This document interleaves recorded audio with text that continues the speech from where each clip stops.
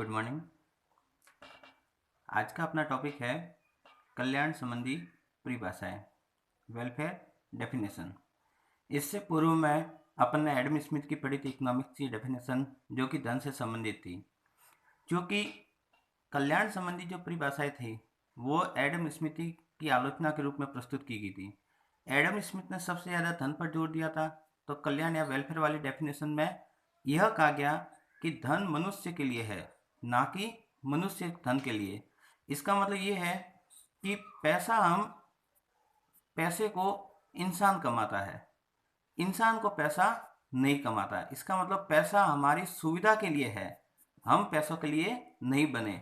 इसी सोच पर आधारित है यह वेलफेयर वाली डेफिनेशन कि धन तो केवल एक साधन मात्र है, साध्य तो मानव कल्याण है। इट मीन्स कि इन डेफिनेशन में वेल्थ को एज एक मीन्स माना गया है, केवल एक साधन माना गया है, और अपना जो एंड्स है मतलब साध्य उसका ऑब्जेक्ट है, वो मानव कल्याण को माना गया है।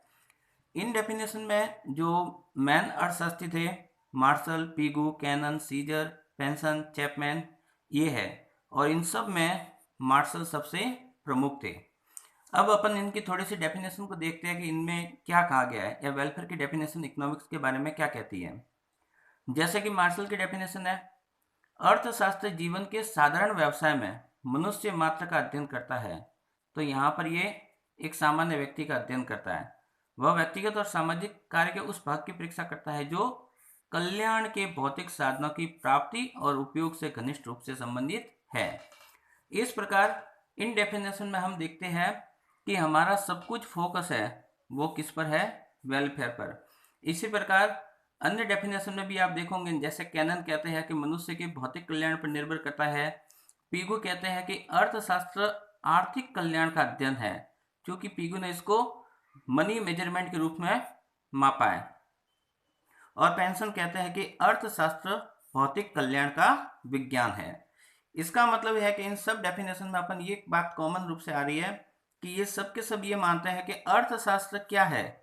अर्थशास्त्र इनके अनुसार एक ऐसा सब्जेक्ट है जो किसका अध्ययन करता है, कल्याण यानी कि वेलफेयर का।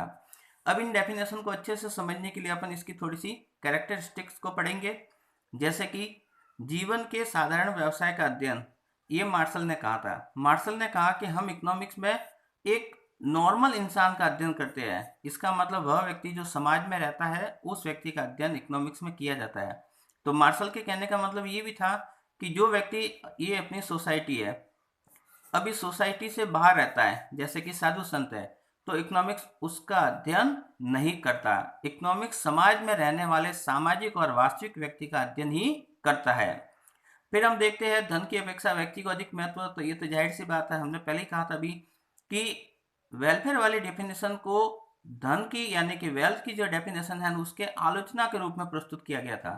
तो इन डेफिनेशन में वेल्थ की बजाय व्यक्ति को ज़्यादा इंपॉर्टेंस दी है, क्योंकि हमने पूर्व में भी कहा था कि धन मनुष्य के लिए है, मनुष्य धन के लिए नहीं है। फिर अपन देखते हैं कि अर्थशास्त्र का उद्देश्य आर्थिक कल्याण, क्योंकि कल्याण के बहुत सारे अलग अलग डायमेंशन हो सकते हैं, जैसे उसका भौतिक हो सकता है, उसका सामाजिक हो सकता है, उसका धार्मिक कल्याण हो सकता है। लेकिन इकोनॉमिक्स का ऑब्जेक्ट जो है वो है उसका इकोनॉमिक वेलफेयर, यानी कि आर्थिक कल्याण से संबंधित रखता है।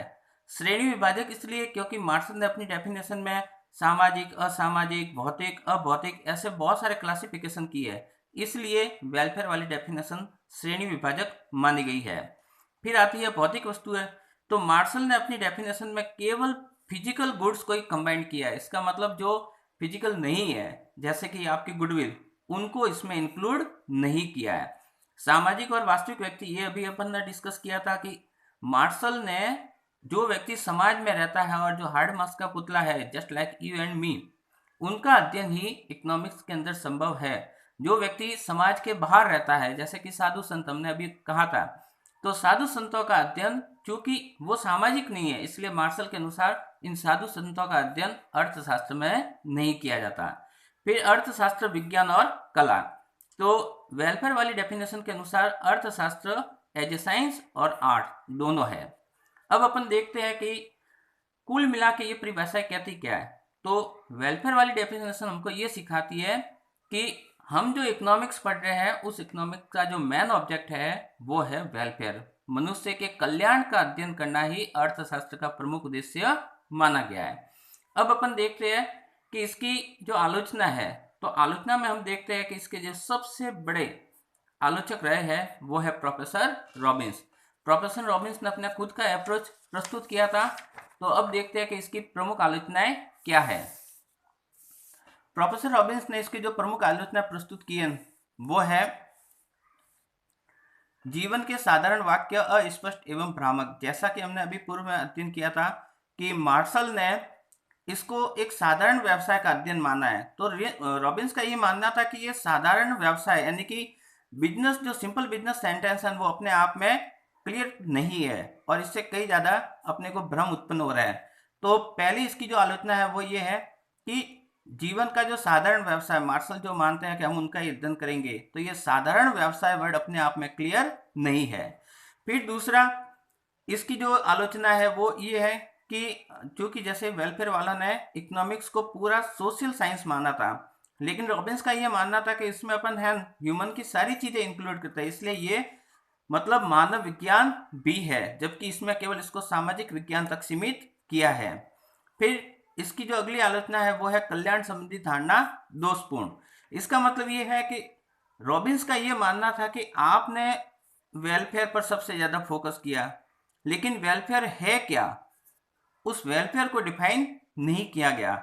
इसलिए जब आप अपने इकोनॉमिक्स का ऑब्जेक्ट वेलफेयर को मान रहे हो, कल्याण को मान रहे हो, और कल्याण की धारणा स्वयं अपने आप में दोषपूर्ण है, मतलब फॉल्टी है, क्योंकि कल्याण होता क्या है इस बात को परिभाषित करना या डिफाइन करना बहुत ही ज्यादा मुश्किल काम है। इसलिए रॉबिन्स का मानना था कि कल्याण तो स्वयं अपने आप में एक दोषपूर्ण परिभाषा है, क्योंकि कल्याण देखने का नजरिया होता है। जो एक व्यक्ति के एंगल से अच्छा हो सकता है वो दूसरे व्यक्ति के एंगल से बुरा हो सकता है, इसलिए कल्याण को भी स्वयं को परिभाषित करने की आवश्यकता है। फिर नेक्स्ट जो इसकी आलोचना है वो है परिभाषा श्रेणी विभाजक, विश्लेषणात्मक नहीं है। ये अभी अपन ने पूर्व में अध्ययन किया था कि मार्शल ने क्या किया है कि अपनी डेफिनेशन में भौतिक, अभौतिक, सामाजिक, असामाजिक, इस तरह से हर एक चीज का क्लासिफाइड किया है। मतलब इन्होंने अपनी परिभाषा में सभी चीजों को डिवाइड तो किया है। तो रॉबिन्स ने यही कहा कि मार्शल की परिभाषा श्रेणी विभाजक है, मतलब हो सकती है, लेकिन उसमें एनालिटिकल अप्रोच हमको देखने को नहीं मिलती। फिर अगली जो इसकी आलोचना है, अर्थशास्त्र उद्देश्य के प्रति तटस्थ भी होता है। इसका मतलब ये है कि रॉबिन्स ने ये आलोचना की कि हर बार अपन ये कहे, जैसे वेलफेयर वाले मानते हैं कि अर्थशास्त्र को अच्छे बुरे का मतलब हमेशा देखना चाहिए या उसके प्रति वो न्यूट्रल रहना चाहिए, तो इकोनॉमिक्स मतलब न्यूट्रल नहीं रहना चाहिए। तो रॉबिन्स ने ये कहा कि एज ए इकोनॉमिक्स कई बार हम ऑब्जेक्ट के प्रति न्यूट्रल भी रहते हैं। मतलब रॉबिन्स ने इसको एज ए रियल साइंस माना है, वास्तविक विज्ञान माना है। इसलिए रॉबिन्स ने इसकी यह आलोचना प्रस्तुत की कि अर्थशास्त्र उद्देश्य के प्रति तटस्थ भी होता है, मतलब यह एक वास्तविक विज्ञान भी है, हमेशा आदर्श विज्ञान नहीं होता। और फिर कहते हैं संकुचित क्षेत्र। तो अंतिम आलोचना के रूप में हम देखते हैं कि अर्थशास्त्र का क्षेत्र संकुचित कर दिया है। किसने? वेलफेयर की परिभाषा ने। ऐसा रॉबिन्स का मानना था, क्योंकि रॉबिन्स के अनुसार वेलफेयर वालों ने हर एक चीज को दो दो कैटेगराइज किया और उसमें से एक कैटेगरी का केवल अध्ययन किया, जैसे सामाजिक, असामाजिक, तो इसमें से केवल सामाजिक वाले का अध्ययन किया। इसी प्रकार भौतिक, अभौतिक, तो केवल भौतिक वाले का अध्ययन किया। तो रॉबिन्स का यह मानना है कि ऐसा करने पर कल्याण वालों ने अर्थशास्त्र के एरिया को कैसा कर लिया है, बहुत ही ज्यादा संकुचित कर लिया है, मतलब अर्थशास्त्र का दायरा सीमित कर लिया। तो ये थोड़ी सी इसकी आलोचनाएं थी। अब इसके समाधान के रूप में दुर्लभता संबंधी परिभाषा आएगी, जो अपन अगले वीडियो में देखेंगे। Thank you.